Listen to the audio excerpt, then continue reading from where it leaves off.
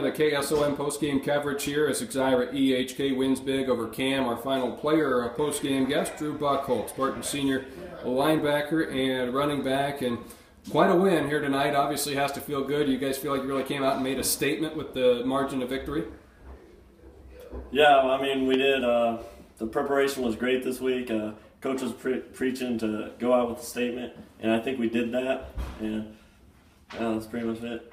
Tell us a little bit more specifically what you mean by great preparation. What all leads into having a good showing on a Friday night? Our scout team defense, they did a great job. Cole Burmeister was Thomas Hensley, and he was shifty, making us always come out and touch him, and he really taught us to break down and make the tackle on Hensley. Defensively, I mean, were you trying to get a lot of pressure? Was that a big key, or what were some of the things you were trying to do to disrupt it? Was it really potent offense? Yeah, our key was to disrupt Hensley and make him scramble around because we knew they liked the deep ball, so we knew we had to get in there fast and to help our D-backs out to get pressure so they don't have to guard as long. Would you rather face a team that's going to try and run it up the gut a little bit more so you can pop some people, or what was it like facing that? Yeah, I much prefer a running team because our defense's strength is run. And yeah, I like to pop pads a little bit. I was a little bit bored out there, not going to lie, but oh well. Offensively, I had you down for, I think it was 150 yards from scrimmage. Some of it was on those quick little passes on the kind of jet sweep type of play. Most of it was running the football.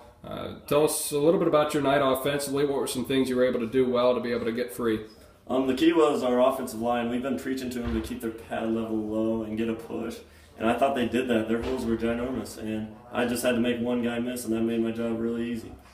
Coach Peterson is kind of talking, he always does, but it seems maybe more so this year that it's a process and you don't necessarily want to be at your best week 1, week 2. You guys kind of struggled earlier. You were out a little bit with injury, but certainly coming together here late in the year. Do you feel like the team has really started to peak at the right time?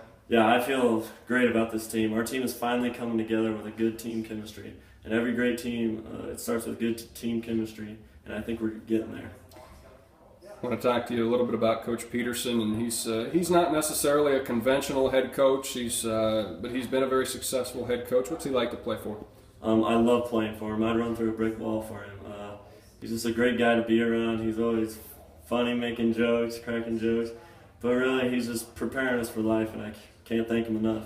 What about who are the other guys on the staff, some of the assistants, and what are some things that you've really learned from them?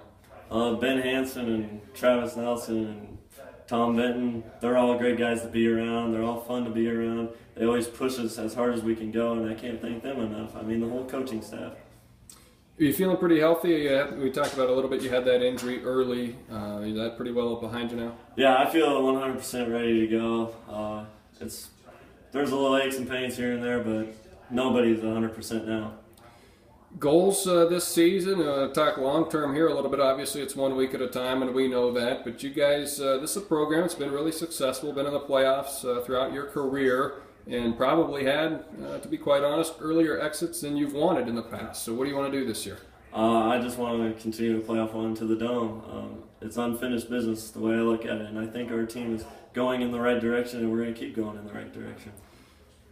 Any idea? I mean, I guess you can't really speculate as far as who you're going to see in the postseason, but just what are some things maybe that have been encouraging to you that your team has been able to do down the stretch that makes you think that you'll have a good opportunity to really make a good run? Just our preparation from week to week. I think our line is starting to figure it out finally with their communication up front, and that's really good because it all starts up front.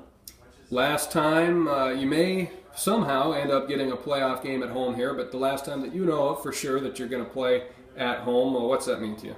It means a lot to me. Coach P said go out with a bang, and I think we did, and I went out with a bang as much as I could, and our team went out with a bang.